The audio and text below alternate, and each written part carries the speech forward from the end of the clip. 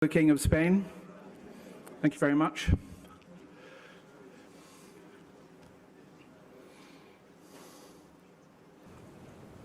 Please be seated.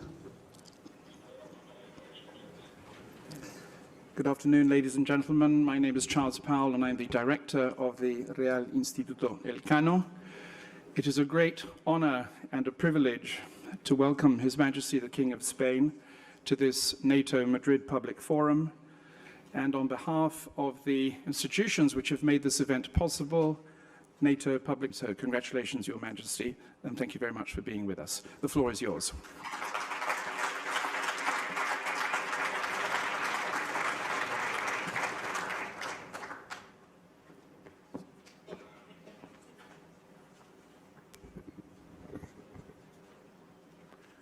Thank you so much, Charles, for your introduction.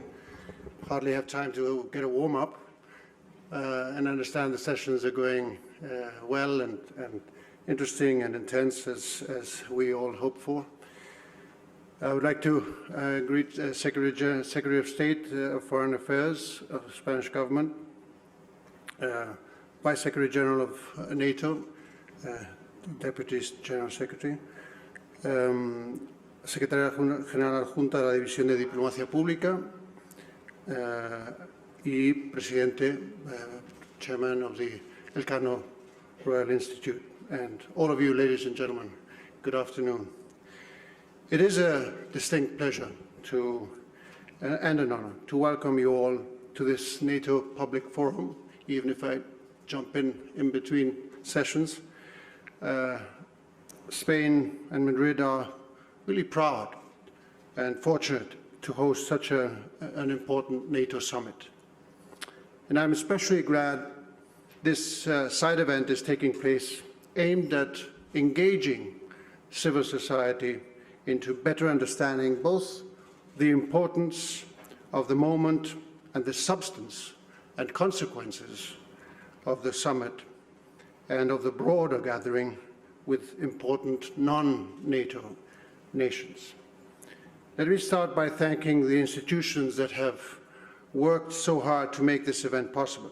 NATO's Public Diplomacy Department, the Munich Security Conference, the German Marshall Fund of the US, the Atlantic Council, and of course the Elcano Royal Institute, of which, as you heard, I'm proud to be honorary president.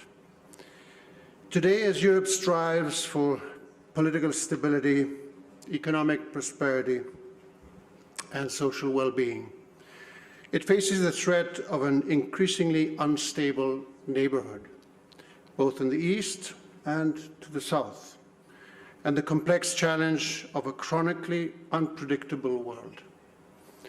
The war in Ukraine is contesting many of the assumptions and beliefs that have prevailed in Europe and in the West for over 3 decades. The Madrid Summit and this forum provides us with an opportunity to reflect upon the future of our alliance in what seems to be a turning point in history.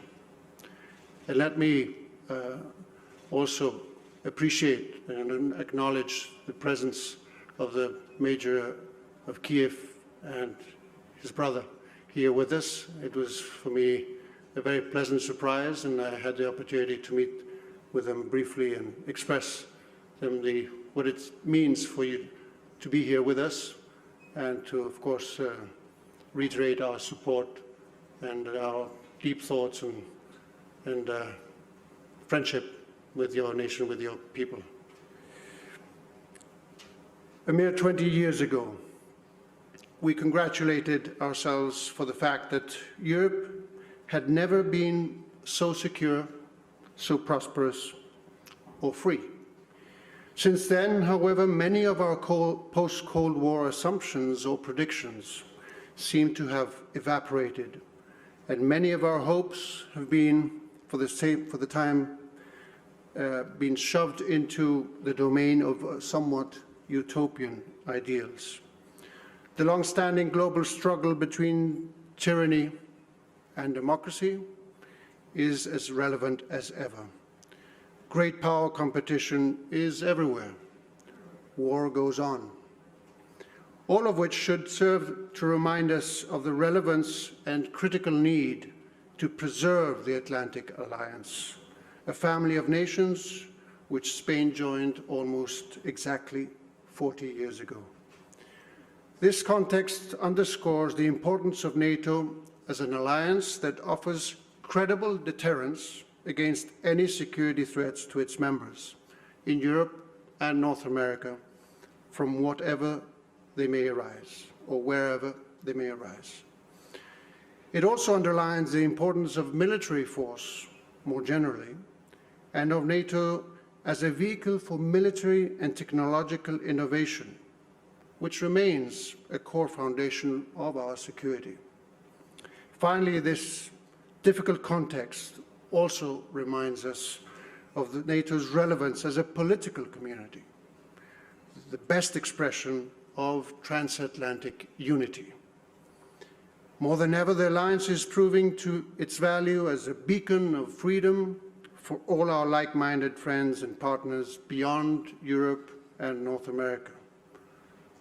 For as much as NATO is essentially a Euro-Atlantic organization, its values, our values, are by no means exclusive, since they are more widely shared and have a strong universal appeal.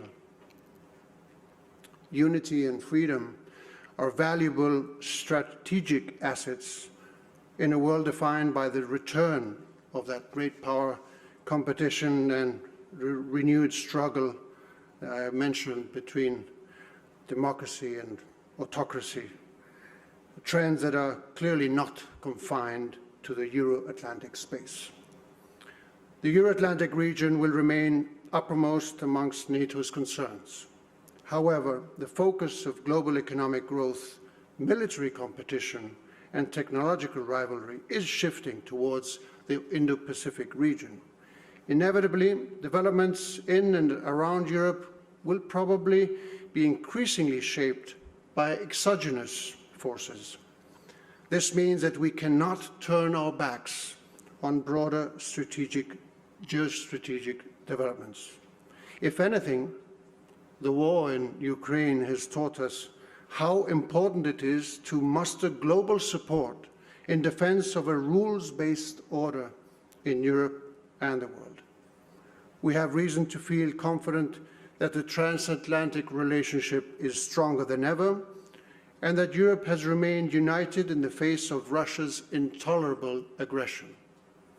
However, garnering support beyond the Euro-Atlantic is proving considerably difficult.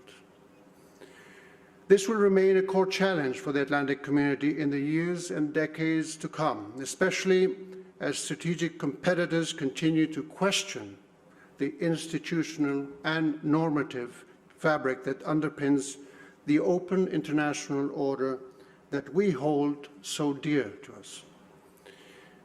Which is why we are so grateful to count on the solidarity of friends like Japan, Korea, Australia, and New Zealand.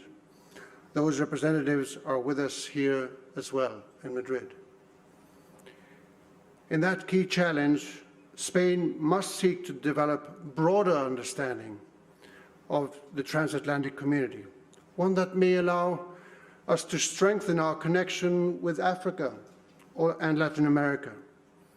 In this regard, our country is certainly in an ideal position, both geopolitically and due to our widely shared will to serve as a bridge between the Atlantic, Europe, and the Mediterranean.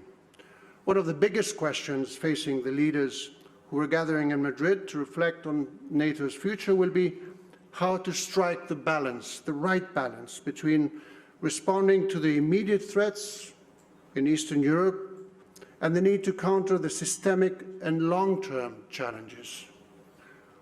Also, how to balance its military and political dimensions, and how to prepare the alliance for an increase in great power competition without losing sight of other transnational challenges that will not go away, such as terrorism or even the climate security nexus.